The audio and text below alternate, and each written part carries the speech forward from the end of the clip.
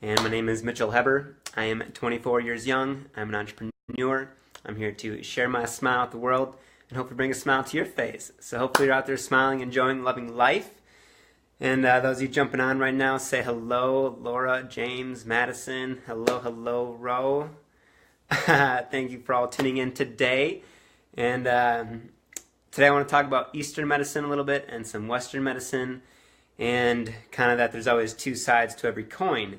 So I'm not here to preach that one is better than the other, but just point out some differences here that can maybe you guys can get some value from. So all you guys, hello. Thank you for tuning in with me. Good morning, good afternoon. Sam, what up, my brother, who'll be shredding here very soon. So again, I want to talk about some Eastern and Western medicine today. And I'd be curious, feel free to drop a quick comment to say which one would you prefer. Just say either Eastern or Western.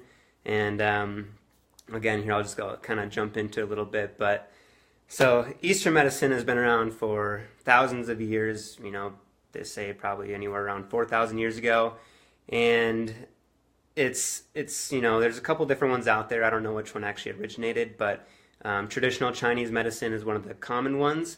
And it's tailored around mostly, you know, your acupuncture, massage, and you know, qigong. I would think some of those things, and you know, it comes down to a lot more than that. And you know, you got your Western medicine that is kind of what we find today. You know, at the hospitals and all these things. You know, they focus more on, you know, the cause in that sense. You know, if you have a surgery, you know, they'll offer you surgery. If you need prescription pills or something like that, they'll offer you that. But there's a pretty big distinction here. You know, with Western medicine, people will, like I said, they either offer you drugs or surgery. Those are pretty much your only two options. And your doctors don't know kind of the root of your individual body and your needs. And Eastern medicine is more individualized. So it's based upon your bodily, you know, what you need. And it comes down to your nutrition and some of those things, you know, the acupuncture. I saw reflexology mentioned. That is also one of those things. And you know, there's healing, there's energy work, there's what do they call it? They use the crystals and the rocks for healing. So there's a lot. There's a huge distinction. And again, I don't want to preach that one is better than the other, because I do strongly believe in both of them. You know, I'm more of a focus on prevention more than the cure, because we spend $2.7 trillion a year on healthcare alone, and that's on 90% of people who are already sick. And that doesn't really make a whole lot of sense to me. But then again, there are some great benefits to, you know, the Western medicine alone. You know, there's some things that I've benefited from greatly, which I'm going to show you something here in a second, which is why I decided to wear a tank top today. But, you know, being an avid snowboarder, I've dealt with multiple injuries. And if you know anything about inflammation, inflammation is the root of disease. So really you want to, you know, reduce inflammation by all means, so you can, you know, live more optimally in your health and how you function. So I probably would not have a wrist, hand today, or maybe even a shoulder, arm for that matter, if it wasn't for Western medicine, because I've had 2 surgeries now, and you know, it's not easy. You know, I've dealt with inflammation my whole life as a snowboarder and injury and stuff like that, and it sucks, not gonna lie. But if you look here, I got this really weird little shoulder thing going on. And it might be a little gross to some of you, but that's one thing that Western medicine cannot heal for me, unfortunately. And you know, and you can kind of tell, like, my shoulders aren't normal, but so that's why I got to take care of myself, because otherwise I'm going to be in pain all the time. And obviously, as we get older, you know, we become more acidic. And you know, if you know anything about the pH scale, there's alkaline, acidic, and basically anything in the middle is a neutral, which is a 7. So most of us are in acidosis or over acidic. So that's why we have indigestion and you know, diarrhea, constipation, all these things. And it doesn't make sense. You know, that's like, most of us are over acidic, and as you do age, you become more acidic unless you take care of yourself. You want to be in an alkaline state where your body can function, because no disease can survive in an alkaline environment. So that's one reason why I do like Eastern medicine, because you know, it's something that focuses more on prevention, and individualizes your needs, your bodily functions, so you can optimize, you know, properly, basically, and reduce inflammation so you're not dealing with disease in the long run. So I always tell people it's not about adding years to your life, but adding life to your years. You know, we have this one life, and, you know, we don't know our end day, but we can do a lot of things today to just live a healthier, happier life for our long term. And that's what I like to emphasize on today. And, you know, I mentioned there's two sides to every coin, so there's going to be pros and cons to everything. You know, that's why there's a positive and a negative in life, because, you know, that's just reality. You're going to deal with the light, you're going to deal with the dark, and you're going to deal with, you know, the prevention, you're going to deal with more of the cause, you know, an immediate sense of an emergencies. So that's what I want to touch on today. And going back to like indigestion and all these things, you know, undigested food is one of the most acid producing processes in our body, and that's from eating processed foods, shit that's not good for us, unfortunately. And there's a guy out there, his name's Shan Stratton.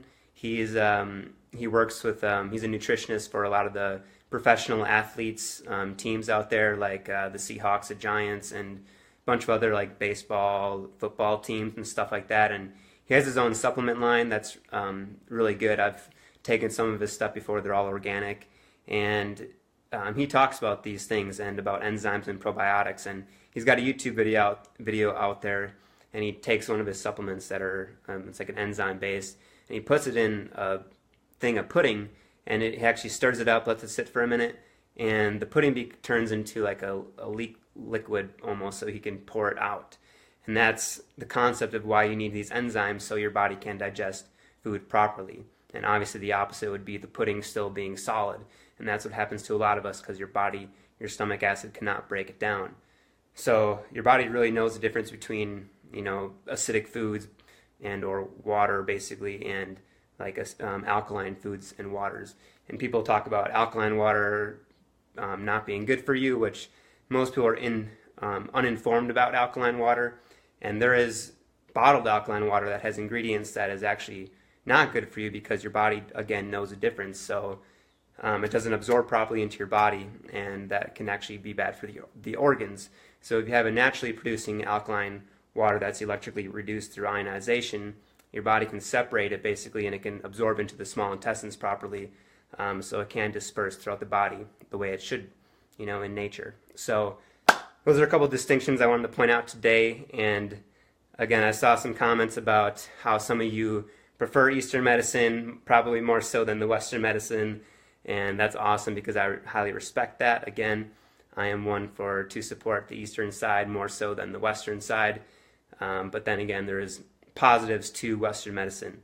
But again, doctors can only prescribe drugs and surgery. They don't know your body individual needs, because they're based on a whole. You know, they do studies in groups, and everybody's body is different. Everybody operates differently. So that's why there's a fine distinction between individualized needs versus, you know, studies based on a whole. So that's just one distinction that I wanted to point out today, and why I strongly believe and suggest that you look more into Eastern medicine and those things that they provide that can be very beneficial into supporting your life, you know, not for the years, but for the life in general, for your you know, your needs, for your bodily needs, for just, you know, to increase your energy and feel good and just live, you know, a healthier, happier life. So that is part of my purpose and why I'm here. You know, I'm here to just help awaken people, bring smiles to people's faces, and help people live a healthier, happier life. So these are some things that I'm passionate about, that I love to express and share with all of you. And hopefully you guys get some value from all this. And if you have any questions, feel free to reach out to me on some of these things.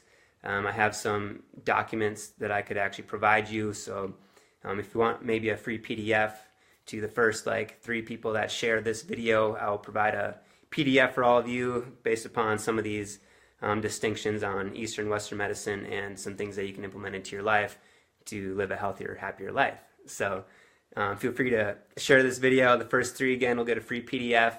And I just want to say I love you all. Thank you for tuning in with me today. I really appreciate it. And remember to keep smiling. God bless, and have a beautiful, blessed day. So we will see you all very soon.